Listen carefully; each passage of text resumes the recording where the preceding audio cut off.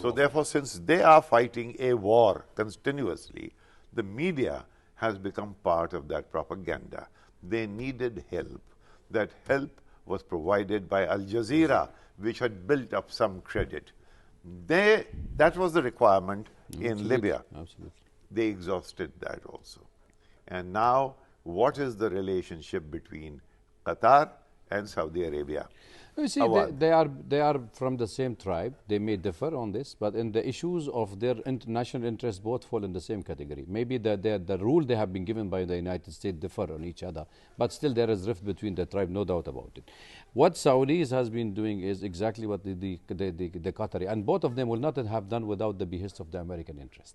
Therefore, they will not do anything in the policy. They will play the cards of segregating, isolating the influence of Iran in the region, on the Arab countries at one hand, and also playing the American card on the other hand, because if they visit only for arms sales and selling all the arms, and why the GCC also pulled out from the security apparatus that the Saudi trying to sell out, that also clear indication there is a rift within the GCC. They are not interested in the agenda of the American in the region, where they wanted only an agenda of an arm race and confrontation and interfighting between states. Therefore, they will be creating more trouble. So I think the Saudis, what I'm trying is there is a reviving of Al-Qaeda, of the jihadist culture, which they have started in Afghanistan. They are reviving it in the Arab world. And they succeeded to a large extent in Syria by creating Al-Qaeda in Syria, by the help of the Americans and the Qataris. And now in Iraq. Exactly, this is what I'm saying. And Lebanon.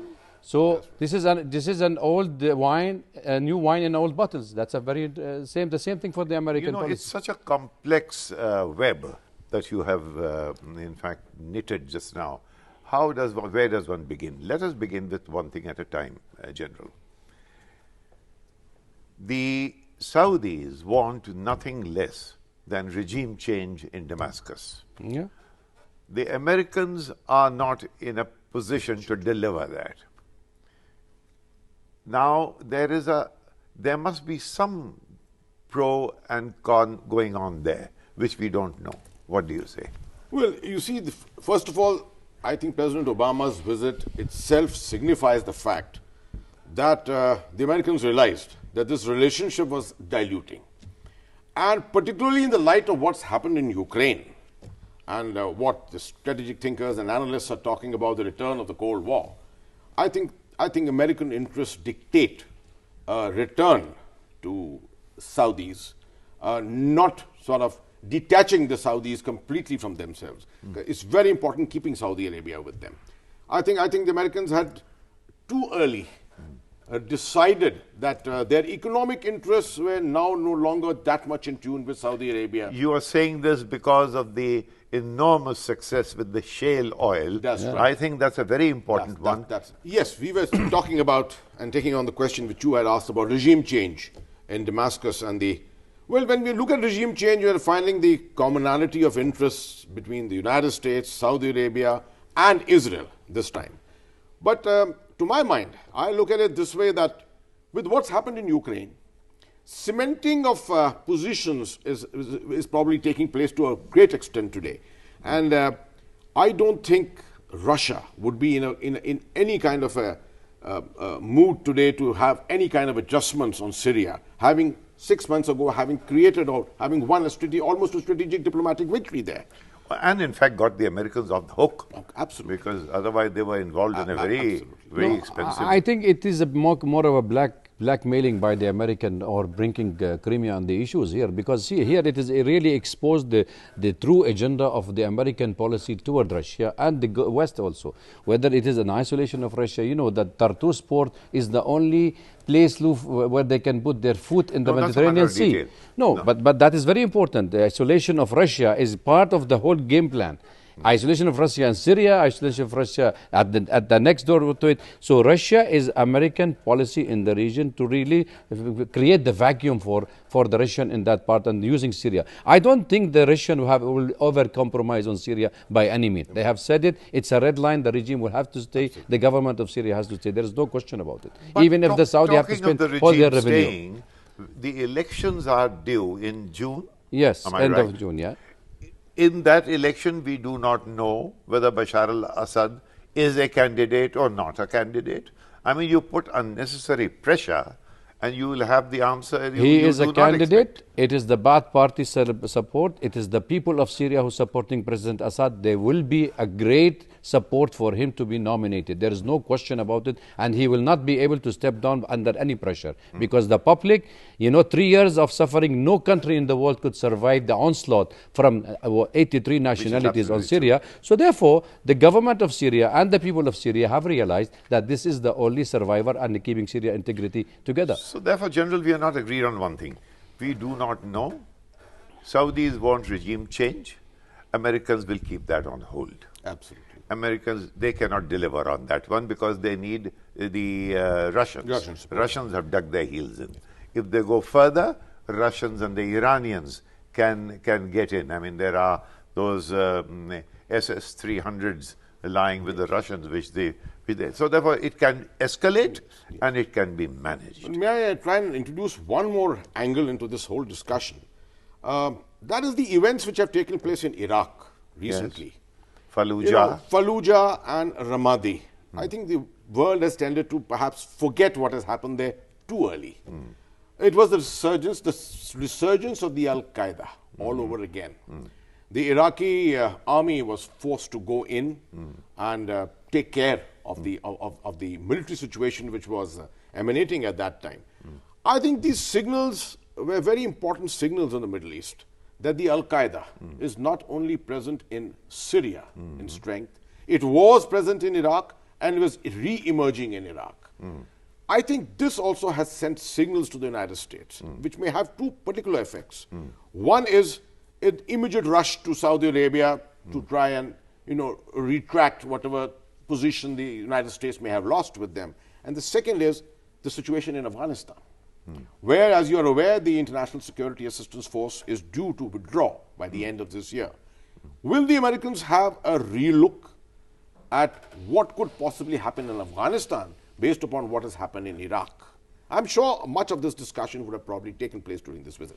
No, I think the note reporter himself, the former ambassador to Iraq, the American ambassador, including Robert Ford, who was appointed as the Syrian ambassador, both of them were sent to Iraq to make the militants and the militias to create Al-Qaeda. It's not that the Americans are worried of Al-Qaeda. It is their own baby. They made him in Afghanistan, they made it in Iraq, they made him in Syria. It is just that they realized, yes, exactly. They realized that these are the people whom the Saudi Arabia have extended their hand more than what the American want them to do. Even today, when you listen to the Washington Post and you listen to the American, what is outcome of this visit is five area of arming the rebels, giving them arm, leeching those arms only against Syria. Means remotely control. The moment you will have the chips to the arm that you cannot fire more than the Syrian. If you can take this arm against any other country friendly with the American and the Saudis. Therefore, it is a clear understanding that the American only interest in their arms sale and interfighting among the Arab states, which they have filtered and fostered and blossomed by the Saudi policy in the region. Since you have said everything that needs to be said about the Americans, Awwad, let us now turn to Egypt. That's a very central. Yeah, absolutely. Egypt has the Saudis were angry because Hosni Mubarak was gone. So what have you done, they said. Now, then you got hold of Morsi. Morsi, there was when Morsi was ousted by a popular, with the army, how popular it was, we do not know, but the army and the popularity, they got together and Morsi was ousted. And now his people are in jail. Sisi comes into being, and the first thing that happens is Saudis rush to Cairo and give them a check of $8 billion. Yes. Go ahead, army. Now the Americans at that stage were giving two signals. Chuck Hagel, the Secretary of Defense, was saying army, and Patterson, the State Department, was very much for a gradual change, transition in West Asia, and therefore accepting the Muslim Brotherhood, the brothers. Now who has prevailed? At this moment, there is a tussle still on. I think the Americans would like the brothers to somehow be resurrected. That is why the brothers are very much there in Qatar. Absolutely. It's very interesting. Yeah. Sorry, if I may interject here, I think the Brotherhood, which came into being in 2012 into power, they waited almost, I think, 84 years to come to power, having been founded in 1928 by Hassan al-Banna. I think they went into too much of a hurry to actually change things. If perhaps the Brotherhood had taken its time to look at these emerging picture in West Asia, perhaps today they would still be in power. I think now the United States has also realized that bringing in this kind of a change in Egypt was too sudden. yes. It needs time to get absorbed. Yes. And to my mind, I think they will go along with the situation at the moment, the manner in which Saudi Arabia is actually constructing the situation in Egypt, and wait for things to happen. May not be in too much of a hurry for getting back the Brotherhood again. The problem, General, there is that they also like to progress on the Mideast peace process. The Israeli Yes. and that track, and without Egypt, how do you proceed on that one? Unfortunately, we run out of time. We must continue this debate again. We will, and I promise we will. That is the liquidation of the Palestinian issue as one of the agenda of the American visit to the Middle East. And that is what the Saudis are doing, that they wanted no right of return for the Palestinian and no Palestinian state. And these are the two issues. So therefore, you can have time against the Syrian. There you are. We will get together on that one. We must not forget that Saudi-Indian trade is 44 billion at the moment. They are the fourth biggest trade partners. The first is, again, unbeknown to most people, is UAE with 75 billion. Third is China, 65 billion. Fourth is the US, 60 billion. So therefore the Saudi and the UAE is not to be sniffed at. It is an important, and then you have 35 billion every year coming from this region by way of remittances.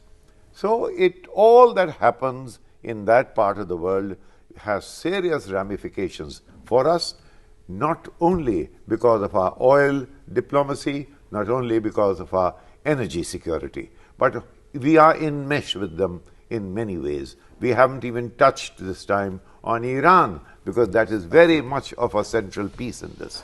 So we shall say goodbye just now, but I promise you, to give you the comprehensive picture of what is happening, we shall return, and soon. Goodbye.